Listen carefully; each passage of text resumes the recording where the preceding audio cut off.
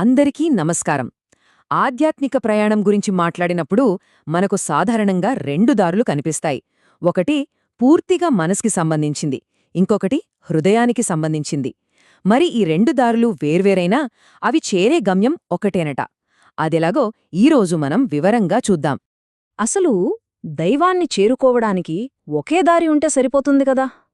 ఎందుకు కొందరు ప్రేమ, భక్తి అంటూ ఒక దారిలో వెడితే మరికొందరు మాత్రం జ్ఞానం, విచారణ అంటూ ఇంకో దారినెంచుకుంటారు? ఈ రెండింటి మధ్య అసలు తేడా ఏంటి? రండి కలిసి తెలుసుకుందాం. సరే, ముందుగా మనం ఈ హృదయ మార్గం గురించి మాట్లాడుకుందాం. దీన్నే భక్తియోగం అని కూడా పిలుస్తారు. పేర్లోనే ఉంది కదా, ఇది పూర్తిగా నమ్మకం, ప్రేమ, అనుభూతి వీటి చుట్టూ తిరిగే ఒక అద్భుతమైన ప్రయాణం. ఈ భక్తి యోగానికి మూల స్తంభంలాంటి ఒకే ఒక్క భావన ఉంది. అదేంటంటే నేను కాదు, నువ్వే అంతా. అంటే తన అహాన్ని, తన నేను అనే భావనని పూర్తిగా పక్కన పెట్టేసి దైవానికి సంపూర్ణంగా శరణాగతి చేయడం. ఆ ప్రేమలో అలా కరిగిపోవడమే అదే ఇక్కడి మార్గం. చూడండి, సింపుల్గా చెప్పాలంటే ఇక్కడ లాజిక్కి పెద్దగా పనిలేదు. ఇది పూర్తిగా హృదయాన్ని నమ్మి దాన్ని అనుసరించే ప్రయాణం. ఇక్కడ మన భావోద్వేగమే మనల్ని నడిపించే సాధనం. మరి గమ్యం? ప్రేమే గమ్యం. రైట్, ఇప్పటిదాకా మనం హృదయం గురించి చూశాం. ఇప్పుడు దీనికి పూర్తి భిన్నంగా ఉండే మనోమార్గం అంటే జ్ఞానయోగం వైపు వెళ్దాం. ఇది అనుసరించే పద్ధతే వేరు. ఎలాగో చూద్దాం. భక్తి మార్గంలా ఇది గుడ్డి నమ్మకం మీద అస్సలు ఆధారపడదు. నిజానికి ఇది ఒక ప్రశ్నతో మొదలవుతుంది. ఆ ప్రశ్న ఏంటంటే, నేనెవరు? తనలోని అసలైన సత్యాన్ని తెలుసుకోవాలి, ఆత్మను అనుభవించాలి అనే బలమైన తపన ఉన్న అన్వేషకులకు ఈ మార్గం. సో ఇక్కడేం జరుగుతోందంటే దృష్టి మొత్తం బయటనుంచి లోపలికి మళ్ళుతుంది. అంటే దేవుణ్ణి విగ్రహాల్లోనో గుడుల్లోనో వెతకడం ఆపేసి ధ్యానం ద్వారా, విచారణ ద్వారా తనలోనే ఆ సత్యాన్ని కనుక్కోడానికి ప్రయత్నిస్తారన్నమాట. సరే, ఇప్పటిదాకా ఈ రెండు మార్గాన గురించి విడివిడిగా చూశాం కదా. ఇప్పుడు రండి, రెండింటినీ పక్కపక్కన పెట్టి చూద్దాం. అప్పుడు మనకు తేడా ఇంకా క్లియర్గా అర్థమవుతుంది. తేడా చాలా సింపుల్ అండ్ క్లియర్. భక్తియోగమేమో ప్రేమ అనే వాహనం మీద గమ్యాన్ని చేరుకుంటుంది. అదే జ్ఞానయోగం అవగాహన అంటే అండర్స్టాండింగ్ అనే వాహనం మీద అదే గమ్యానికి వెళ్తోంది. ఒకటి ఫీలింగ్, ఇంకొకటి అనాలిసిస్, అంతే తేడా. ఇప్పుడు ఈ టేబుల్ చూస్తే మనకి ఇంకా బాగా అర్థమవుతుంది. చూడండి, భక్తి మార్గానికి పునాది ఎమోషన్ అంటే భావోద్వేగం. అదే జ్ఞాన మార్గానికి పునాది అవేర్నెస్ అంటే అవగాహన. భక్తుడు దైవాన్ని బయట వేరేగా చూస్తే జ్ఞాని తనలోనే ఆ దైవత్వాన్ని చూస్తాడు. అందుకే భక్తిలో విశ్వాసం, శరణాగతి ముఖ్యం. జ్ఞానమార్గంలో ధ్యానం, విచారణ ముఖ్యం. ఒకటి సమర్పణ అయితే ఇంకొకటి శోధన. మళ్ళీ మనం మొదటికే వచ్చాం. అసలు గమ్యం ఒకటే అయినప్పుడు ఇన్ని దారులెందుకు? ఈ రెండు వేర్వేరు మార్గాలు ఎందుకు అవసరం పడ్డాయి? ఆలోచిస్తే కొంచెం కన్ఫ్యూజింగ్గా అనిపిస్తుంది కదా. సమాధానం చాలా సింపుల్.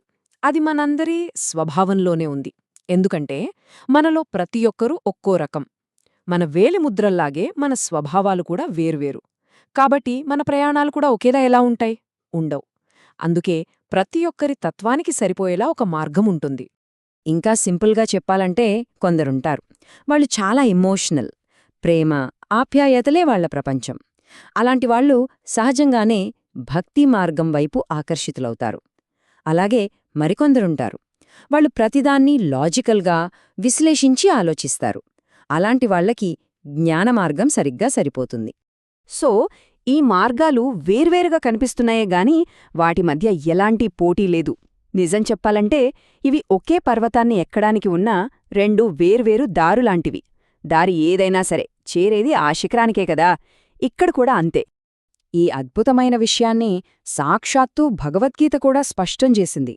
మీరు భక్తియోగం చేసినా, జ్ఞానయోగం చేసినా, చివరికి కర్మయోగం చేసినా అంతిమంగా మీరు చేరే గమ్యం ఒక్కటే అని చెప్పింది. ఒక ఊరు చేరడానికి ఎన్నో దారులుంటాయి గదా. కొండదారి, రహదారి, నది మార్గం, ఇలా దారులు వేరైనా అవన్నీ చేర్చేది ఒకే ఊరికి. మన ఆధ్యాత్మిక ప్రయాణం కూడా అచ్చం ఇలాంటిదే. మార్గం ఏదైనా కావచ్చు, కాని ప్రయాణం ముగిసేది మాత్రం ఆ ఒకే సత్యం దగ్గర. అంతిమ గమ్యానికి పేర్లు మాత్రం రకరకాలుగా ఉండొచ్చు. కొందరు దాన్ని దేవుడు అంటారు, మరికొందరు ఆత్మ అంటారు, ఇంకొందరు పరమసత్యమని కూడా పిలుస్తారు. చూశారా, పేర్లు ఎన్నున్నా ఆ అనుభవం, ఆ సత్యం మాత్రం ఒక్కటే.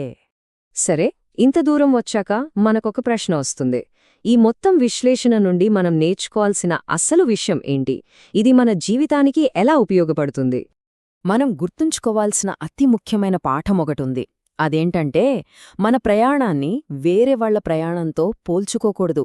ఫలానా మార్గం గొప్పడి, ఫలానా మార్గం తక్కువ అని ఎప్పుడూ అనుకోకూడదు. ఎందుకంటే ప్రతి దారికి దాని స్వంత అందం, దాని స్వంత విలువ ఉంటాయి. మనం చేయాల్సిందొకటే, ప్రతి ఒక్కరి ప్రయాణాన్ని గౌరవించడం. చివరిగా ఒక్క మాట. మరి సరైన మార్గం ఏది అని అడిగితే సమాధానం మీలోనే ఉంది.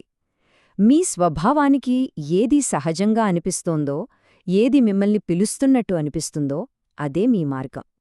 మీ అంతరాత్మ చెప్పే దారిలో నడవడమే అన్నింటికన్నా ఉత్తమం. ఈ విశ్లేషణను మనం ఒక ప్రశ్నతో ముగిద్దాం. ఇప్పటిదాకా మనం మాట్లాడుకున్న ఈ 2 దారుల్లో, హృదయమార్గం, మనోమార్గం, ఈ రెండింటిల్లో ఏ దారి మీ స్వభావానికి ఎక్కువ దగ్గరగా అనిపిస్తోంది? మీ ప్రయాణం దేనివైపు మొగ్గు చూపుతోంది? ఒక్కసారి ఆలోచించండి.